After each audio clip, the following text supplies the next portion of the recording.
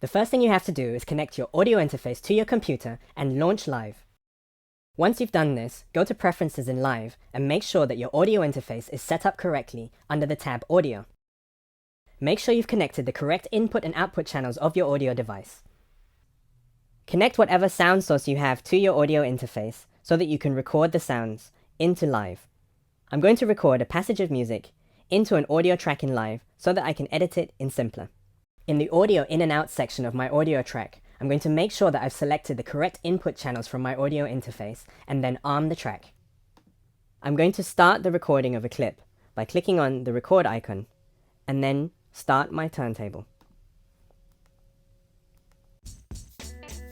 When recording any audio from a sound source, try to make sure that the level meters do not go into the red, meaning that you're clipping the audio signal.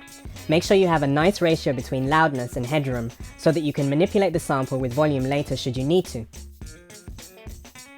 When recording samples, you're not limited by the actual time length of the sample, only by the amount of space you have on your hard drive.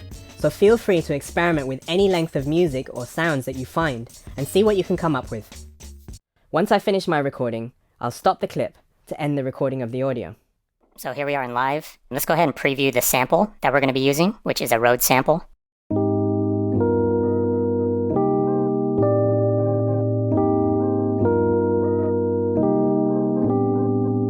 We can just double click the sample from the browser and it will put the sample in a simpler instrument.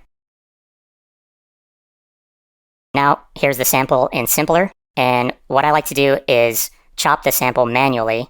So I'll go ahead and click Slice here at the bottom, and it automatically slices by transient. But I like to select Manual, and I like to create the chop points myself. So this will be the beginning. Let's create the start point. And then we can double click at the top of this Simpler to create individual chops for this sample. Okay, so those are the slices that we just created. And you can trigger this with a MIDI controller. Here I have just a pad controller to trigger everything.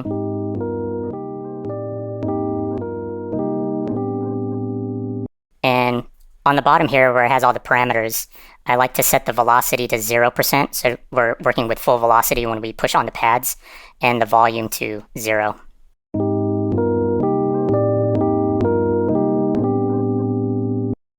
Also, I like to adjust a few of these other parameters like the fade in, just a few milliseconds. That way we don't get the initial pop or kind of crackle from the beginning of the samples. And let's go ahead and transpose this sample down maybe 3 semitones just to get a different feel for the sample.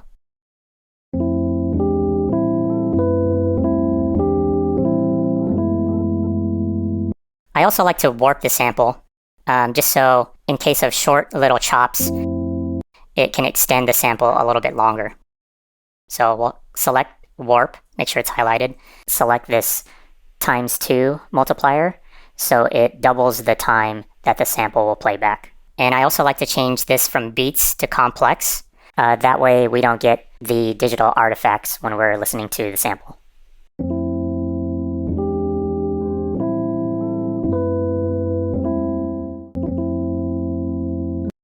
And then I'm just going to adjust some of the start points of the chops, just so we want it exactly where the chop should start.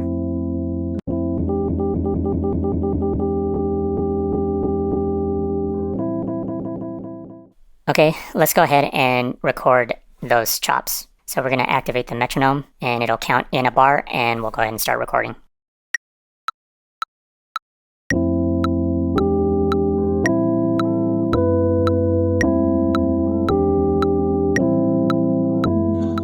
Master the art of taking a sample without stretching it, chopping it up, and playing it fast.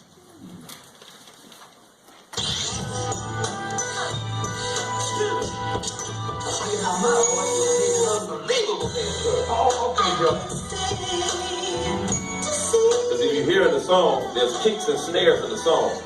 So he, instead of doing like we did, or used to doing, chopping the sound, he chopped the kick and the snare. And played the kick and the snare no matter what came with it, right?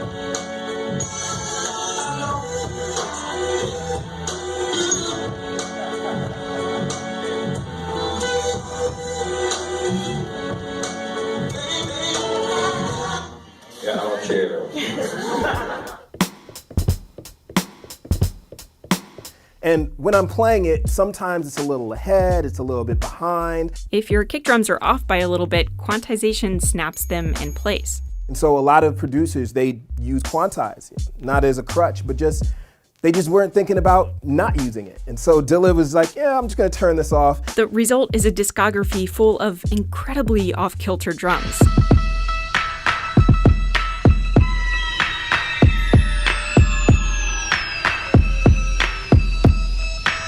This loose drumming style was incredibly influential. When Red Bull Music Academy interviewed Questlove, he said J Dilla's drumming technique single-handedly changed how he played. Whereas this part is normal, it sounded like the kick drum was played by like a drunk 3-year-old. I was like, are you allowed to do that? So it's like, that to me was the most liberating moment. What he managed to do was find every microscopic period of the song that had no talking on it or singing. We got a long, long way to go. That's right. It's the original. A long, long, long way to go.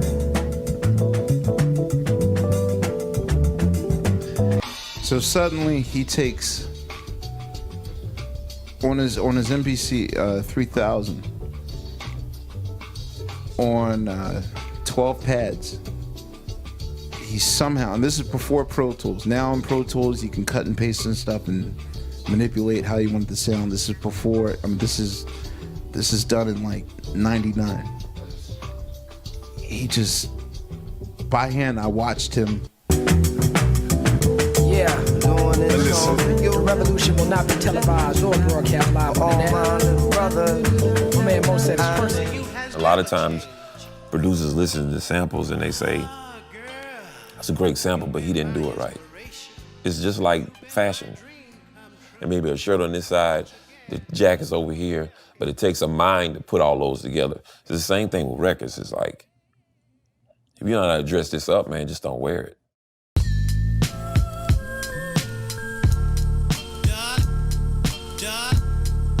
Sometimes people make beats and don't understand body motion means a lot, especially when it comes to the region you're making the beat for. So if I'm thinking of classic West Coast, I'm thinking this, I'm thinking of all the like different, foot movements and all of that stuff. And I also knew that Ludacris used this for Splash Waterfalls, the same sample. So now I'm thinking, okay, I have to flip it another way, so I'm fighting against 3 or 4 different thought processes. If I have a loop or a part of the sample that I want, I piece it together in my mind like a puzzle. I have this part, I have a middle to go along with it. Now I need an end.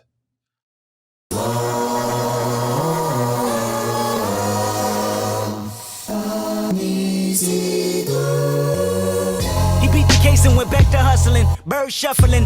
Anthony rang, the first in the projects with the 2-tone Mustang. I read in an article one time that P. Rock said that he did 25 beats a week. That's 1,000 jumpers a day. Am I shooting 1,000 jumpers a day? Or I'm shooting 200 jumpers a day?